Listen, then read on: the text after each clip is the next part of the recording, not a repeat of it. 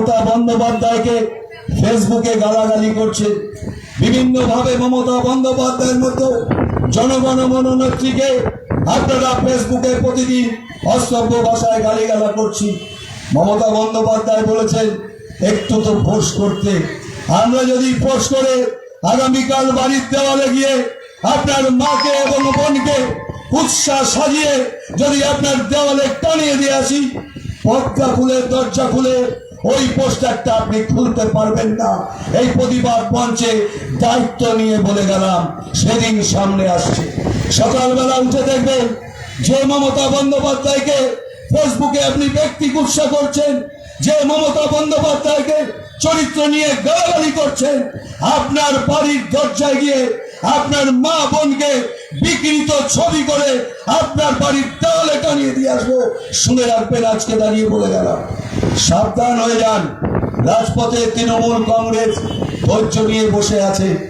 আমরা যদি একটু পাড়ায় পাড়ায় সন্ধ্যে সকালবেলা একটু ফোর্স করি, পারবেন তো বাড়ি থেকে বেরাতে?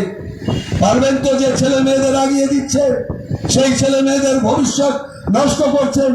বিভিন্ন স্কুল কলেজে কিছু মার্ক্সবাদী কমিউনিস্ট পার্টি শিক্ষক শিক্ষিকা প্রতিবাদ করছে।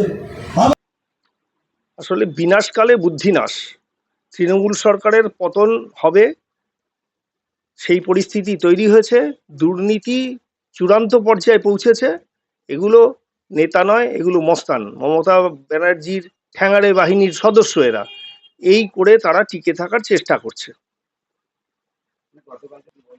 যে যেরকম কুরুচির কর মানুষ, তার মুখ থেকে সেই রকম কথাই বেরোবে, তার বাইরে কিছু বেরোবে না।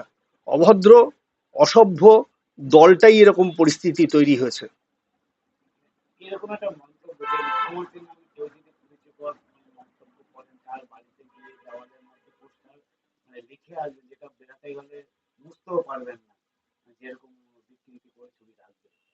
তৃণমূল কংগ্রেস যে ধরনের দল, মমতা ব্যানার্জিও সেই ধরনের।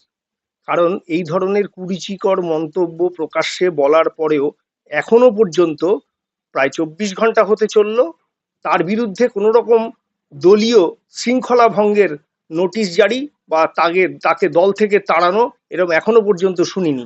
তার মানেই বোঝা যায় যে যত কথা বলবে সে তত দিদির কাছের মানুষ।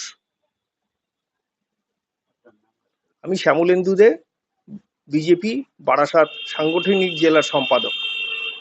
কোনো মা বোনকে অসম্মান করতে যাইনি। আমার কোনো মা বোনকে কেননা আমার একটি মেয়ে রয়েছে, আমার দিদিও রয়েছে, আমার মাও রয়েছে। আমার কাছে যে মা, তার মায়ের সম্মান, যে বোন, সে বোনের সম্মান, আর মেয়ে বলছি আমার মেয়ের সম্মান। কিন্তু রাজ্যকে যেভাবে প্রতিদিন এই বাংলার কৃষ্টি সংস্কৃতি পরম্পরাকে, এই বাংলার সংস্কৃতিকে যারা প্রতিদিন একজন রাজ্যের মুখ্যমন্ত্রীকে অক্ষাত্য ভাষায় গালিগালাজ করছে, তাদের বিরুদ্ধে আমার এই প্রতিবাদের ভাষা। এটা আমি একটা প্রতিবাদী ভাষা হিসাবে বলতে চেয়েছি যে বাংলার জননেত্রী, আমাদের জনগণমন নেত্রী, তিনি আমার রাজনৈতিক অভিভাবিকা, তিনি আমার রাজনৈতিক নেত্রী শুধু নয়, বাংলার বুকে মমতা বন্দ্যোপাধ্যায়। যেহেতু আমি একজন সামাজিক কর্মী, যারা আমাকে চেনেন, আমি 20 বছর ধরে প্রাক্তন কাউন্সিলর, প্রাক্তন উপমুখ্য পৌর প্রশাসক।